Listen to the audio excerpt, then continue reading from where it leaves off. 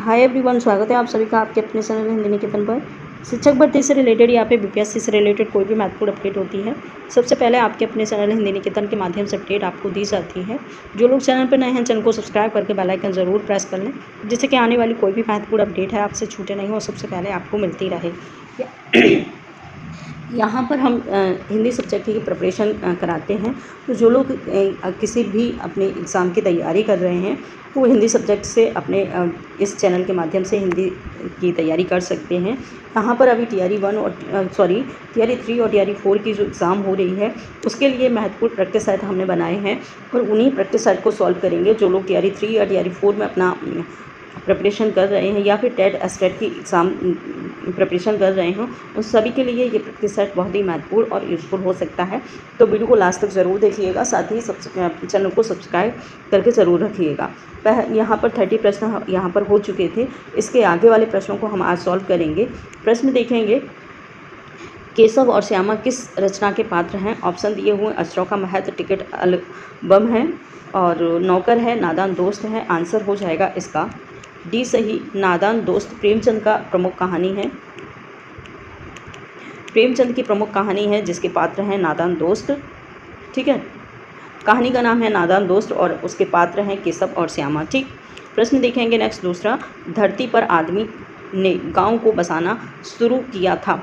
यह है एक हिस्ट्रिकल जैसा प्रश्न है बट है हिंदी का। तो ऑप्शन है 5 लाख साल पहले और 10,000 साल पहले, 3 अरब साल पहले या फिर 5,000 साल पहले। आंसर हो जाएगा आपका जो है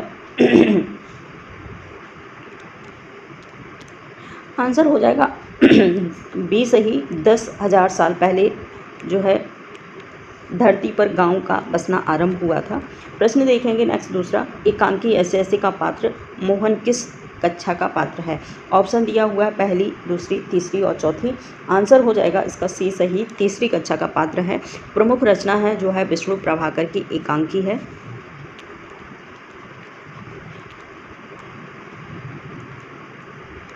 विष्णु प्रभाकर की प्रमुख एकांकी रचना है जिसका नाम है ऐसे और उसका पात्र है मोहन।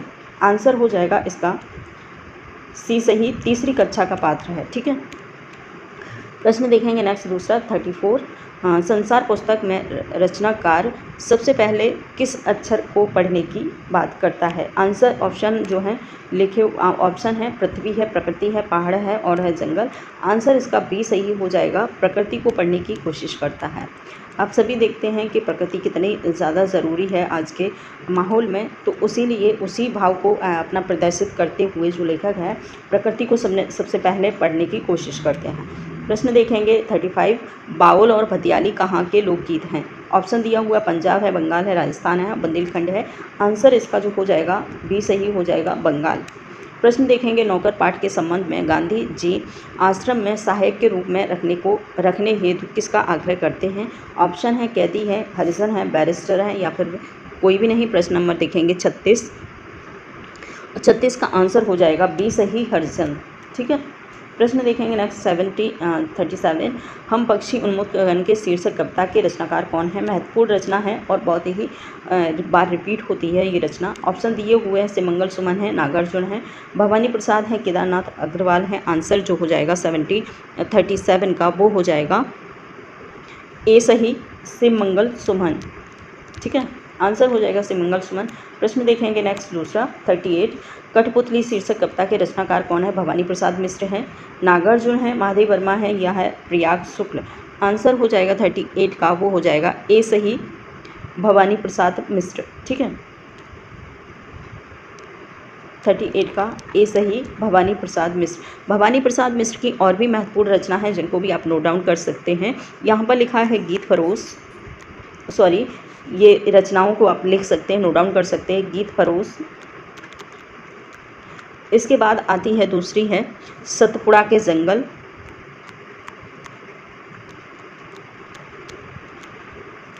सतपुड़ा के जंगल। दूसरा है कमल के फूल।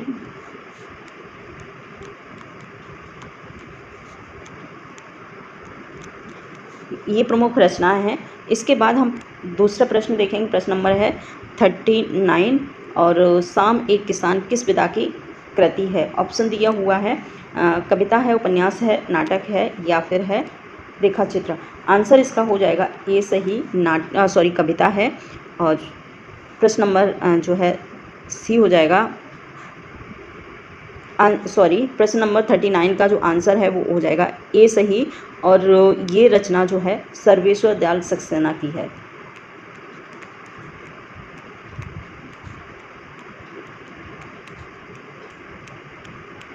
सक्सेना द्वारा प्रमुख जो है जो है कविता लिखी गई है।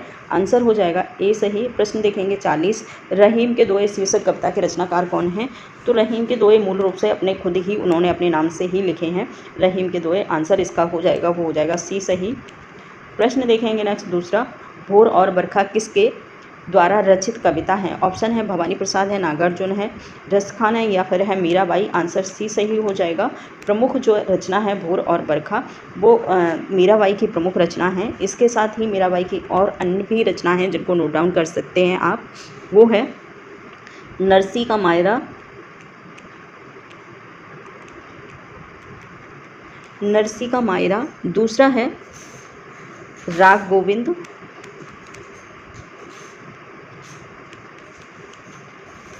राग गोविंद ये प्रमुख इनकी जो है रचना है। दूसरी है राग सोरठा, एक और है जिसका नाम है राग सोरठा। ठीक है, ये जो है मीराबाई की प्रमुख रचना है। इसके बाद देखेंगे प्रश्न नंबर 42, अयोध्या किस राज्य की राजधानी थी? ऑप्शन दिए हुए हैं काशी है, मिथिला है, कौशल है या फिर है लंका। आंसर हो जाएगा डी सही। कौशल राज्य की जो राजधानी हुआ करती थी जिसे अब अयोध्या कहते हैं। ठीक है, आंसर हो जाएगा डी सही। प्रश्न देखेंगे 43, केकई की दासी का क्या नाम था? ऑप्शन है त्रिजटा था, उर्मिला था, मांडवी था या फिर था मंत्रा। आंसर सी सही हो जाएगा। केकई की जो दासी थी उसका नाम था मंत्रा, जिसके सिखाने पर ही उन्होंने कहने पर उन्होंने जो है केकई ने श्री राम को 14 साल का वनवास की घोषणा की थी, 14 साल वनवास की मांग की थी और मंत्रा के कहने पर ही ये सब हुआ था। प्रश्न देखेंगे 44, राम और भरत का मिलन किस स्थान पर हुआ था? ऑप्शन देखेंगे चित्रकूट में, मिथिला में, काशी में या फिर है श्रीलंका में। आंसर हो जाएगा ए सही। चित्रकूट में ही राम और भरत का जो है भरत मिलाप हुआ था जब वो 14 साल के बाद वापस आए थे तब। ठीक है, इसके बाद हम देखेंगे कि भगवान राम को श्रेय मूसक पर्वत पर सुग्रीव से मिलने का सुझाव किस राक्षस ने दिया था? आंसर हो जाएगा, ऑप्शन दिए हूँ दूसर ने, विभीषण ने, जटायु ने या फिर कबंध। आंसर हो जाएगा डी सही। कबंध जो राक्षस था उसी ने सुझाव दिया था श्री राम को मिलने का सुग्रीव से। ठीक है, प्रश्न हो जाएगा नेक्स्ट दूसरा 46, रावण की पत्नी का नाम क्या था? ऑप्शन है तारा है, त्रिजटा है और सुपर्णखा है या फिर है मंदोदरी। आंसर हो जाएगा डी सही, मंदोदरी। महाभारत कथा के रचनाकार कौन है? आंसर हो जाएगा इसका ए सही, ऋषि महर्षि वेदव्यास के द्वारा महाभारत की कथा का जो है रचना हुई है।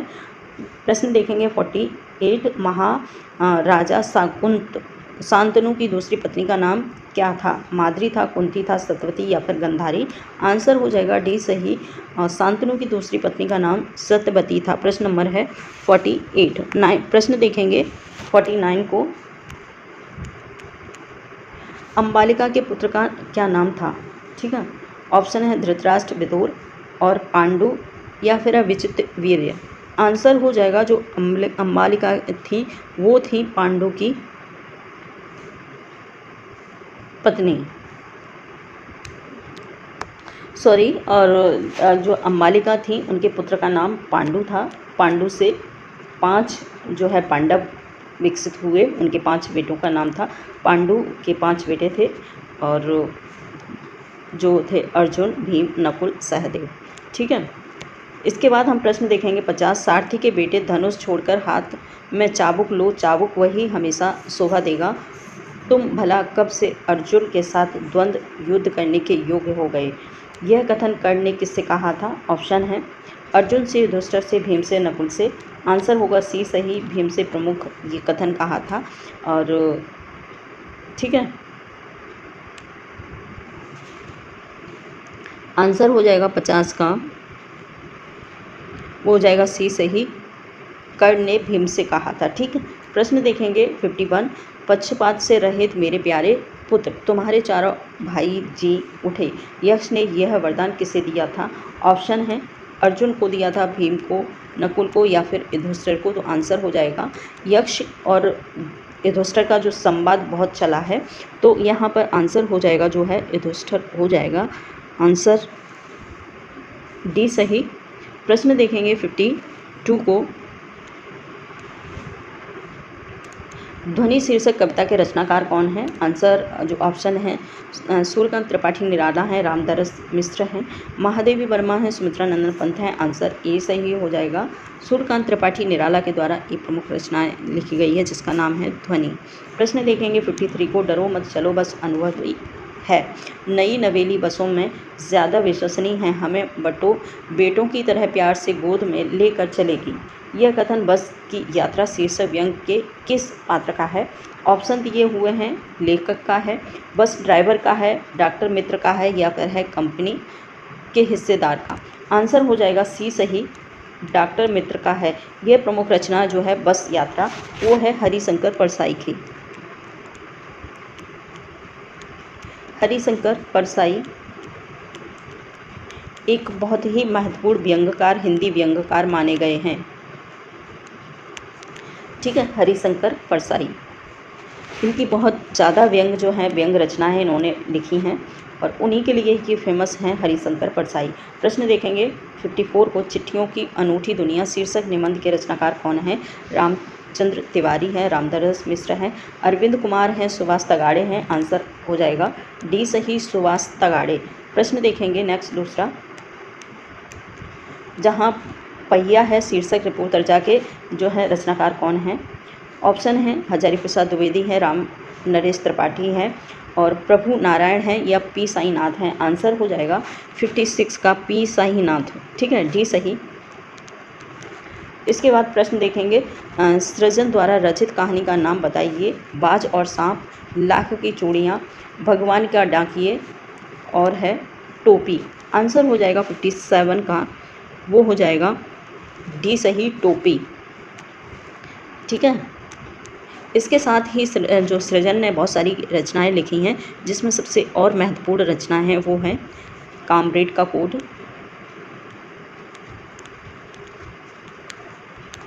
कामरेड का कोट। ठीक है, दूसरा है टोपी और इसके बाद है माप और भगदत्त का हाथी, भगदत्त का हाथी। ये प्रमुख रचनाएं हैं जो सृजन कुमार के द्वारा रचित हैं जो बहुत ही महत्वपूर्ण हैं। प्रश्न देखेंगे नेक्स्ट दूसरा। भारत की खोज नामक पुस्तक किस वर्ष प्रकाशित हुई थी? ऑप्शन दिए हुए हैं 1929 में, 1933 में, 1942 में, 1946 में। आंसर हो जाएगा इसका डी सही, 1946 में पंडित जवाहरलाल नेहरू के द्वारा ये प्रमुख रचना लिखी गई है।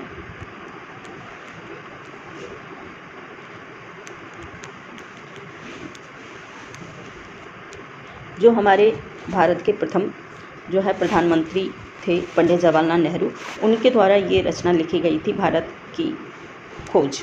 ठीक है, जिसका प्रकाशन 1946 में हुआ था। उपनिषदों का समय माना जाता है। आंसर हो जाएगा ए सही, 800 ईसा पूर्व के आसपास। ठीक है, प्रश्न देखेंगे नेक्स्ट दूसरा।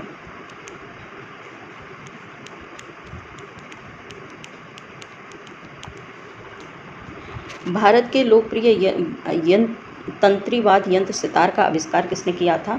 ऑप्शन है निजामुद्दीन औलिया है, तानसेन है, घनानंद है, अमीर खुसरो है। आंसर हो जाएगा डी सही, अमीर खुसरो के द्वारा इसका जो है सितार जो है वाद्य यंत्र है उसका आविष्कार किया गया था। आंसर होगा डी सही। प्रश्न देखेंगे भारत में भयंकर अकाल कब पड़ा था? ऑप्शन है 1941 से 42 में, 1945 से 46 में, 1943 से 44 में और 47 से 48 में। आंसर हो जाएगा सी सही, 1943 से लेकर के 1944 में भयंकर अकाल पड़ा था बंगाल में। ठीक है, प्रश्न देखेंगे नेक्स्ट 62। और कुंजर क्या है? मठ है, गाँव है, पोथी है या फिर टोकरी? तो आंसर हो जाएगा 62 का वो है डी सही, सॉरी सी सही, पोथी।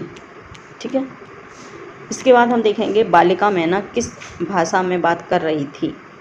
ऑप्शन है अंग्रेजी, हिंदी, संस्कृत या फिर उर्दू। आंसर हो जाएगा इसका, वो हो जाएगा